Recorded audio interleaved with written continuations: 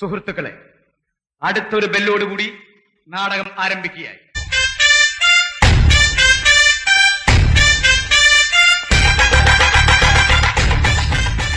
+2ന്റെ result വരുന്ന ദിവസം. അതെ, അപ്പൊ എല്ലാരും പൊന്നിന്റെ റിസൾട്ട് അറിയാൻ എന്തായാലും ആകാംക്ഷയോടെ ഇരിക്കുമായിരിക്കും. കാരണം പിന്നെ നിന്റെയൊക്കെ മലം പരിശോധിക്കല്ലേ എന്റെ ജോലി. പോവാ ചക്ക അവിടുന്ന്. അപ്പൊ നമുക്ക് നേരെ റിസൾട്ട് ചെക്ക് ചെയ്യാം. ജയിച്ചു കഴിഞ്ഞാൽ പൊന്നൂര് ഇന്ന് എന്റെ വക ഫുൾ ചെലവാണ് ഗൈസ്. നടക്കണ കാര്യം വല്ല പറടാ. ഗൈസ് കേരളം ഒന്നടങ്ങി കാത്തിരിക്കുന്ന റിസൾട്ടാണ് ഗൈസ്.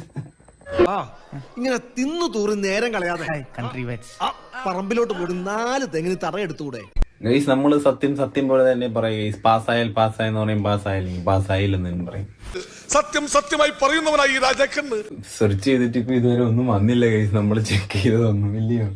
ബേജാറാക്കുന്ന വർത്താനം പറയല്ലേ അപ്പൊ കൂട്ട. ഗൈസ് പൊന്ന് പ്രാർത്ഥിക്കാൻ വേണ്ടി പോയത്. അപ്പൊ നമുക്ക് എല്ലാരും അവർക്ക് വേണ്ടി ഒന്ന് പ്രാർത്ഥിക്കാം. റിസൾട്ട് വന്നു, പാസ്സായിട്ടുണ്ട്. പാസ്സായി ഗൈസ്.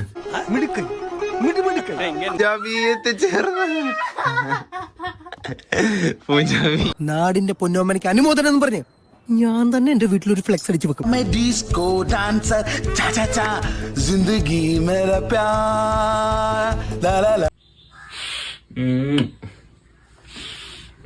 അയ്യോ ദാരിദ്ര്യം. പിന്നെ A+ ഒന്നും അല്ല കാര്യം, മാർക്കിലെടുത്തു. അതെ അതെ. ജയിച്ചെന്ന് നമ്മൾ കരുതുന്നവർ യഥാർത്ഥത്തിൽ ജയിച്ചവരാണോ? എന്റെ പെർസെന്റേജ് കൂട്ടി കിട്ടിയത് 90.67%. 90.67%. കണക്കുകളൊന്നും ശരിയാകുന്നില്ലല്ലോ ഗംഗാര. 90.67%. A+ ഒന്നും അല്ല കാര്യം, മാർക്കിലെടുത്തു. അതെ അതെ അതെ. ഒരു കയ്യബദ്ധം നാറ്റുകരുത്. നീ എന്തിനാ പഠിക്കണേ? ഫൈനൽ ഇയർ LLBക്ക്. അതല്ല ചോദിച്ചത്, നീ എന്തിനാ പഠിക്കണേന്ന്.